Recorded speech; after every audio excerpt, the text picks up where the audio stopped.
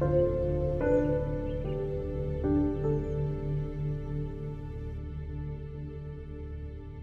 saddens me to know that Lakshmi's home is like this. All the things that I've been taking for granted all these years, a clean house, a clean toilet, a clean place for cooking, electricity, are all a distant dream to her. She doesn't have a real home. Lakshmi has been with me since I was born. She's been taking care of me for as long as I can remember. She taught me Kannada. She read me a lot of poems and even taught me how to play hopscotch. She raised my brother and I like her own children. She is so cheerful and warm, and she's such a strong woman. When I was a child, I used to ask her to tell me bedtime stories. She used to tell me about her home in her village. Over the past few years, as her son moved into the city, I've heard her talk about her land more and more. And then I wondered if there was something I could do about it, because she was someone so close to me and she lacked the basic need, a proper home. ನನಗೆ ಮೂರಲ್ಲಿ ಮನೆ ಇಲ್ಲ, ಏನಿಲ್ಲ. ಮನೆ ಬಾಗ್ಲಾಕ ಬಂದಿದ್ದೀನಿ, ಯಾರು ನೋಡೋರಿಲ್ಲ, ಯಾವ family ಇಲ್ಲ. ನಾನು ನನ್ನ ಮಗ ಇಬ್ಬರು ಬಿಟ್ಟರೆ ಯಾರಿಲ್ಲ.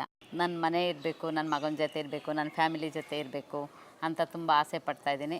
ಇನ್ನೂವರೆಗೂ ಏನು ಮಾಡೋಕ್ಕಾಗಿಲ್ಲ. ಲ್ಯಾಂಡ್ ಇದೆ ಅಮ್ಮ, ಮನೆ ಬಿದೋಗಿದೆ. ಮನೆ ಕಟ್ಟಬೇಕು ಅಂದರೆ 12 lakh ಬೇಕು. ಅದು ದುಡ್ಡಿಲ್ಲ, ಎಲ್ಲಿಂದ ತರೋದು ಅದು ನಾನು ಮುಂದೆ ಯೋಚನೆ ಮಾಡ್ತಾಯಿದ್ದೀನಿ. ಏನು ಮಾಡಬೇಕು, ಏನು ಬಿಡಬೇಕು, ಅದು ತುಂಬ ಯೋಚನೆ ಮಾಡ್ತಾಯಿದ್ದೀನಿ. ತುಂಬ ಕಷ್ಟ ಇದೆ. All Lakshmi has to go back to is a substandard house. To have a quality home, a livable, safe and healthy home, means more than just owning a piece of land and having a roof over one's head. Most of us don't really understand the idea of a substandard house. Substandard houses are usually small, about 100 to 300 square feet in size, and have anywhere between 3 and 6 people living in them. They are crowded and they don't have running water, a proper toilet or sanitation.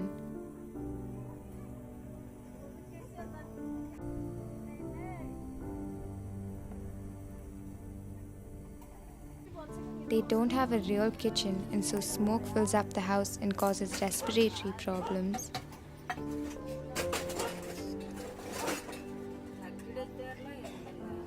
They don't have enough windows or light. They may not be accessible for those who are disabled or for the old. They don't fully protect the family from the elements. They are not hygienic enough for infants, and they don't offer privacy for women.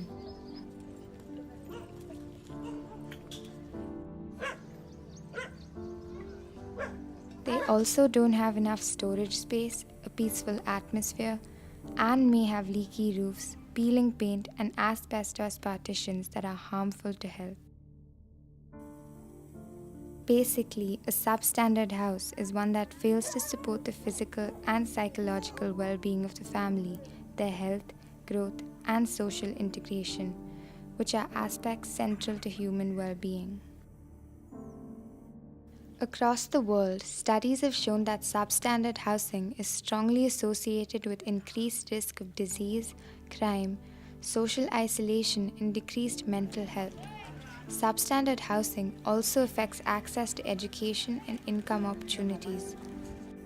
So we are actually talking about not just the survival of these people, but also their identity and participation in our society, their right to health, to equal life expectancy, to a happier economic and social status, and to be a part of India's growing economy.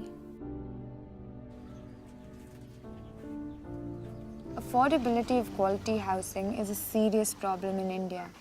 And to think that a lot of Indians don't have a place to call home is something that really scares me. This is not just Lakshmi's story. I mean, look around. The homes they live in, they don't have proper coverage. They've all been telling us about the rains and how the rains affect them so much. And if the homes can't even withstand rain, then it means something.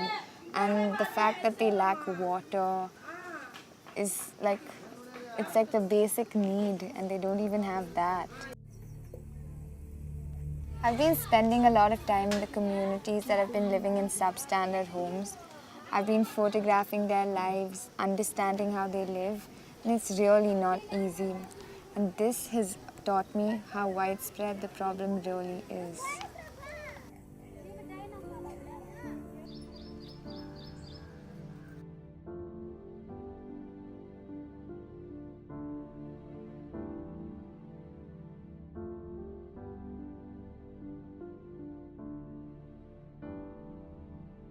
To 20 square ಫೀಟಲ್ಲಿ ಇದ್ದೀವಿ madam.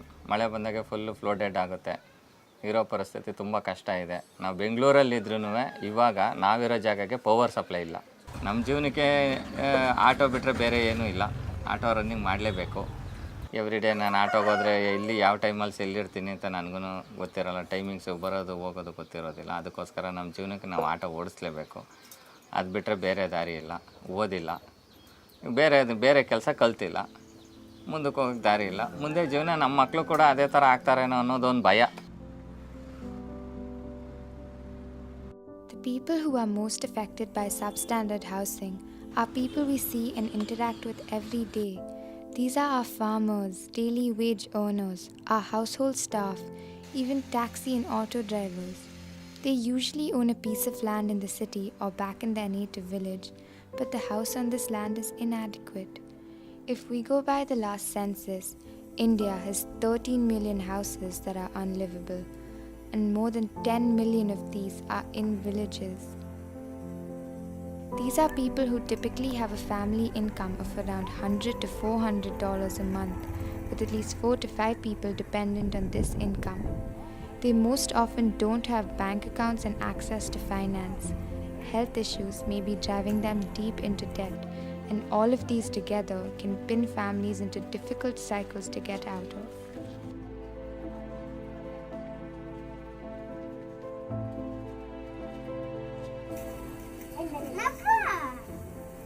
Living in poverty is a curse, and I think among the most visible signs of this poverty is the lack of a home and the resulting lack of security and lack of self-esteem that comes from it.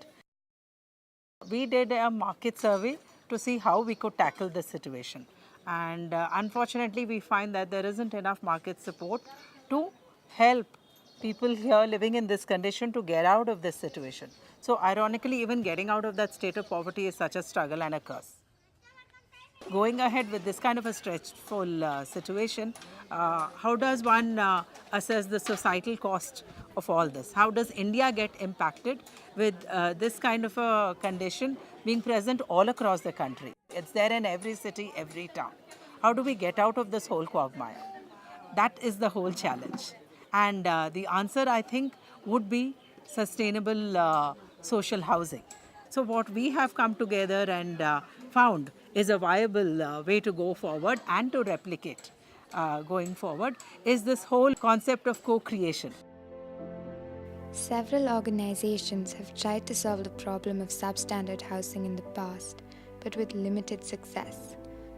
While there are government grants available for the poor to rebuild their homes themselves, access to these grants is a challenge because of middlemen or lack of direct intervention of government officials.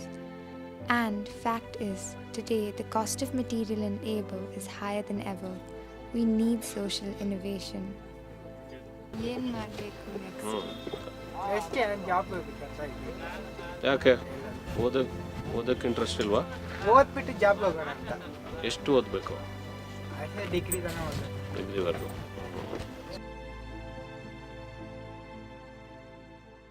Whole stress of living in poverty every day, and then the stress of trying to build a house is simply too much to ask of them to go ahead with. So it's time that we lend a helping hand and give that trigger, that jump start for them to be able to take that leap to get out of that condition. And what does a safe home mean for them? It's safety in all aspects, a better community, a better environment. Totally, it's probably a whole better new world. And these are the tenets that the World Health Organization sets out as well. So how do we start this process and how do we get out of this and get the whole ball rolling? That's the whole challenge.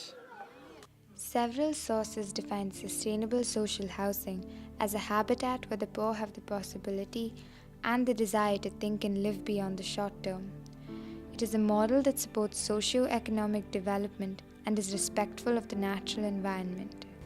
In delivering sustainable social housing in India, we have to integrate several elements as we reduce the cost and time to construct. We need to consider sustainable design, water and sanitation systems, waste management, safety and privacy, air quality and ventilation, sustainable building materials, community spaces that support community development and economic activity, and more. If you look at Mexico, it has similar problems of India.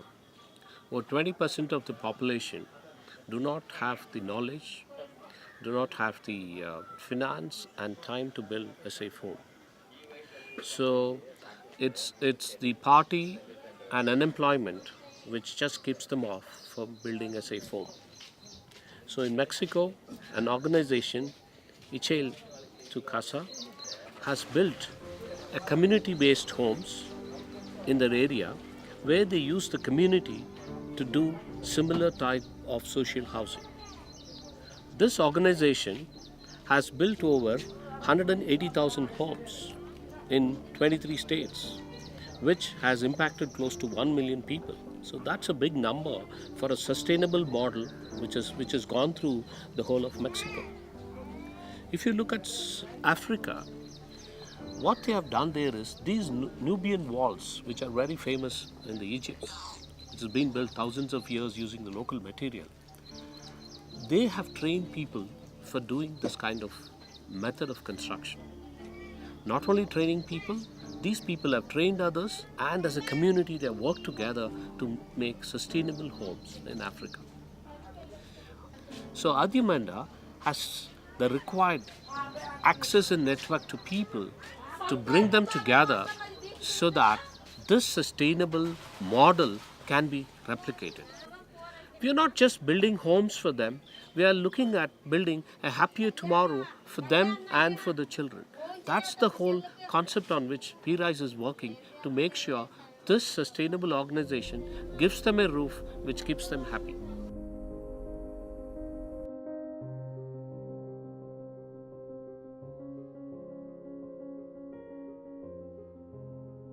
WeRise started a year ago, and our first effort is in this very village. While Lakshmi was my inspiration to think about this, I had to know more about it. So I spent a lot of time with my parents talking to them, and they helped me think through all the issues related to substandard housing. They connected me with the right people, and now WeRise has a team of experienced volunteers who helped guide my efforts and make this dream a reality. WeRise has partnered with a few hand-picked organizations to enable a successful rollout. Gramantara, our community partner. The Gramantara team will survey the villages, capture beneficiary details, negotiate with the local panchayat, and enable the project.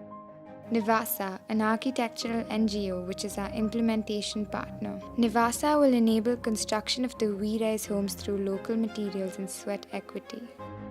Professor Carlo Ratti, who will mentor us on sustainable engineering and development and architect the design of our communities. I think today we cannot avoid sustainability. It's both about environmental sustainability but also social sustainability. That's why we're very interested in this project we're starting in India, because it really combines the two aspects. You cannot solve one without the other. WeRise aims to achieve sustainable social communities across India through a 5-pillar approach. First, technological empowerment, which will provide the machinery to make soil cement blocks and the technical expertise of civil engineers and architects who will design and guide the construction. Second, financial inclusion, which will facilitate access to various modes of finance such as government grants and microfinancing through impact investors and through crowdfunding. Third, sustainability through environment-friendly design and construction, through introduction of rainwater harvesting and maximizing the use of daylight. Fourth, sweat equity, which will reduce the cost of labor by involving the homeowners in the construction and getting the community to mutually pitch in.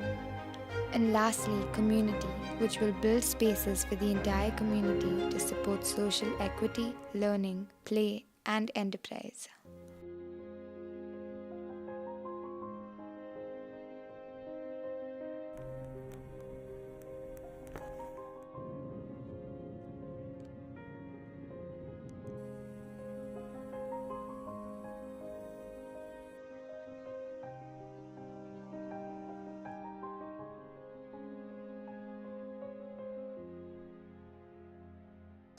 So we've done an impact study in 3 villages, and that's about 200 families as a whole.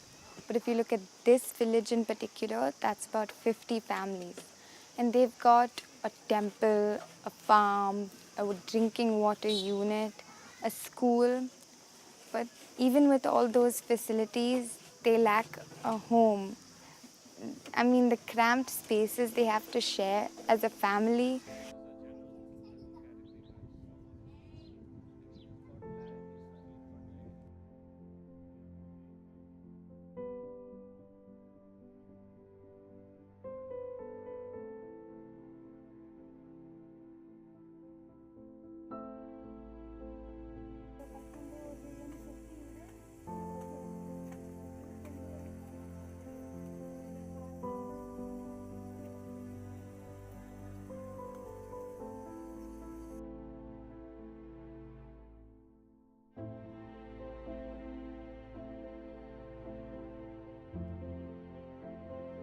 ಇದು ಹಳೆ ಮನೆ. ಇದು ಈಗ ಮಳೆ ಜೋರಾಗಿ ಬಂದರೆ ಸೋರುತ್ತೆ. ಈ ಮಣ್ಣಲ್ಲಿ ಕಟ್ಟಿರೋದು, ಅಕಸ್ಮಾತ್ ವಿಪರೀತ ಮಳೆ ಆದರೆ ಬಿದ್ದೋಗುತ್ತೆ. ನಮ್ಮ ಹತ್ರ ಇನ್ವೆಸ್ಟ್ಮೆಂಟ್ ಮಾಡೋಕ್ಕೆ ದುಡ್ಡಿಲ್ಲ. ವ್ಯವಸಾಯದಲ್ಲಿ ಹಿಂದುಳಿದಿದ್ದೀವಿ. ಎಲ್ಲ ಬೆಳೆ ನಷ್ಟ ಆಗ್ತಾಯಿದೆ. ಹಿಂದುಳಿದ ಊರಾಗೋಗ್ಬಿಟ್ಟಿದೆ ನಮ್ಮೂರದು. ಚರಂಡಿ ವ್ಯವಸ್ಥೆ ಇಲ್ಲ, ನೀರಿನ ವ್ಯವಸ್ಥೆ ಇಲ್ಲ, ಟಾಯ್ಲೆಟ್ಗಳಿಲ್ಲ, ಭಾಳ ಹಿಂದುಳಿದಿದೆ. ಅದರಿಂದ ಇದನ್ನು ಸರ್ಕಾರ ಅಥವಾ ಯಾವುದಾದ್ರೂ ಇದರಿಂದ ಅನುಕೂಲ ಆದರೆ ಒಳ್ಳೆ ಸಂತೋಷ ಆಗುತ್ತೆ. ನಮ್ಮೂರೆಲ್ಲ ಇಂಪ್ರೂವ್ ಆಗುತ್ತೆ ಅನ್ನೋದೊಂದು ನಮಗೂ ಒಂದು ಸ್ಯಾಟಿಸ್ಫ್ಯಾಕ್ಷನ್ ಆಗುತ್ತೆ. There's two ways to look at housing. Look at housing in terms of built infrastructure. It's about the bricks. It's about what you need to build. But the other way to look at housing is really about the community, about how people come together. And that's how we want to start thinking about this project. It's about a new platform for the community in order to strengthen it. We have adapted the soil cement block technology, which has two important aspects. One is it's a sustainable from environmental perspective, and second point, from construction, people use the soil from their local environment. We give the technology to them, say what kind of mix of cement and soil to be added, and then we train them with this, the soil cement block machines being installed at the site. So each brick is manufactured or molded at site. So it's hands-on from the owner or his family or the community around it. So it's a completely a community-oriented development than an individual business.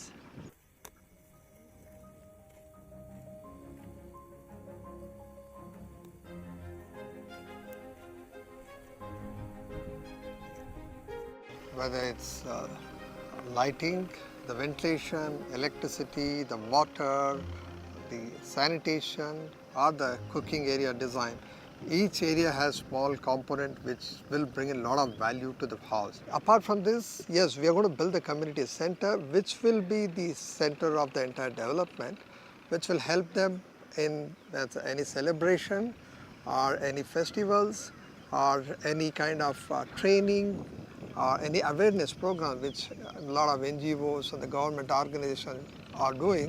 There is a proper place for that. So essentially, WeRise's approach to sustainable social communities is holistic, not just holistic, but also collaborative and long-term. ಇಲ್ಲಿರುವಂಥ ಒಂದು nature ಆಗಿರುವ ಮಣ್ಣು ಉಪಯೋಗಿಸಿ ಪುನಃ ಅದನ್ನು BRICS ಮಾಡಿ ಮನೆ ಕಟ್ತಾ ಇರೋದ್ರಿಂದ ಒಂದು ಸೆಕ್ಯೂರ್ ಆಗಿರೋ ಮನೆ ಸಿಗುತ್ತೆ. ನನ್ನ ಕುಟುಂಬ ಸದಸ್ಯರು, ನನ್ನ ತಾಯಿ ತಂದೆ, ಬಂಧು ಬಳಗ, ನನ್ನ ಮಕ್ಕಳು, ನಮ್ಮ ಕುಟುಂಬದವರು, ಹಿಂದ್ಗಡೆ ಇರೋರು, ಹಳ್ಳಿ ಜನ ಎಲ್ಲ ಸೇಫಾಗಿರ್ತಾರೆ ಅನ್ನೋ ನಂಬಿಕೆ ನನಗಿದೆ madam.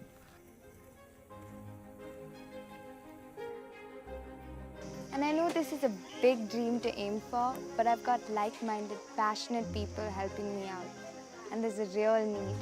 There's still a lot to do. WeRise's Sustainable Social Communities Initiative is a very large and powerful vision. We aim to start with building 20 homes in the next 12 months. In the next 5 years, WeRise hopes to have helped build homes for many hundreds of people and create a model that can be replicated across the country. To make this vision happen in the next 12 months, WeRise needs around $150,000 in impact investment. We also need to look at different locations in terms of deploying technology and microfinance.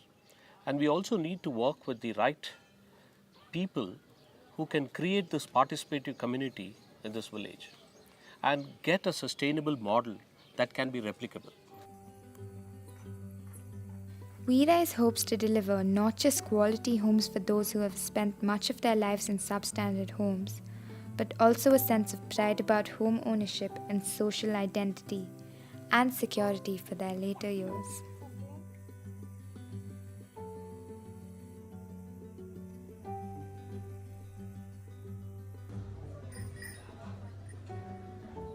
Studies have shown that home ownership is a financial asset that is often the foundation for small businesses that generate employment and income. This is going to be particularly important for housebound women who can now begin to make a contribution to household income that would not otherwise be possible. And to enable this, post the building of these communities, we hope to provide the women with vocational training in tailoring, baking, toy making, animal farming, and more.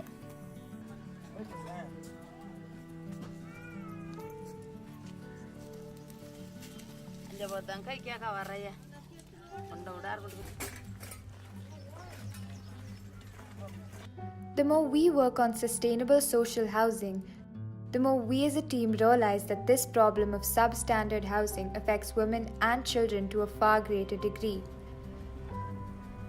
It is important to involve a greater number of women in this effort. When the women in these villages feel empowered, we can truly impact their entire families.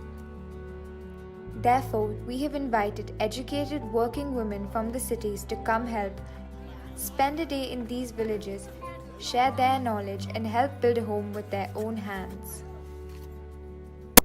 This village, Udigiri Nalapanahalli, is a small village in Karnataka, and it's one of the places where our work has begun. We have identified 19 homes which we can transform. We have got government clearances that allowed us to carry on with our work, as well as mobilize the support of every household, enabling the path for sweat equity. There are 30 volunteers, all women, who have come with me to help build a home.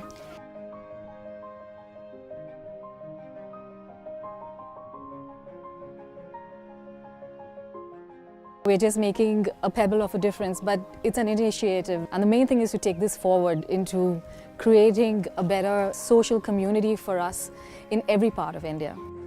I think we need to do this around the country. We need to really address this matter. Sanitation, home, safety. These are things we take for granted. ಬದುಕೋಕೆ ಆಸೆ ಮನೆ ಚಿಕ್ಕದು ಇನ್ನೂ ಸ್ವಲ್ಪ ಮನೆ ಮಾಡ್ಕೋಬೇಕು ನಾನು ಇನ್ನೂ improve ಆಗಬೇಕು ಅಂತ ಆಯಮ್ಮನ ಉದ್ದೇಶ ಇದೆ ಮಕ್ಕಳನ್ನ ಚೆನ್ನಾಗಿ ಓದಿಸ್ಬೇಕು ಇದೆಲ್ಲ ಇದೆ ಇನ್ನೂ 4 ಜನ ಕೆಲಸ ಕಳಿಸಿ ನಾವು ಇಂಪ್ರೂವ್ ಆಗಬೇಕು ಅನ್ನೋ ಉದ್ದೇಶ ಇದೆ ಪೇರೆಂಟ್ಸ್ ಸಾಲ ಮಾಡಿದಿರಾ ಮನೆ ಕಟ್ಕೊಟ್ರೆ ನಮಗೆ ಓದ್ಸೋಕ್ಕೆ ಮುಂದೆ ಅನುಕೂಲ ತಡ್ಮನ್ ಕೊಟ್ಟರೆ ಚೆನ್ನಾಗಿರುತ್ತೆ ಸೊಳ್ಳೆ ಕಚ್ಚಲ್ಲ ಆರಾಮ ಮಲ್ಕೋಬೇಕು ಅಂತ ಆಸೆ ಇದೆ I've taken a big leap, and I'm hoping that with WeRise there will be a beautiful life transformation for not only these people but India and everyone involved. This is just the beginning. There's a long way to go, and your support counts.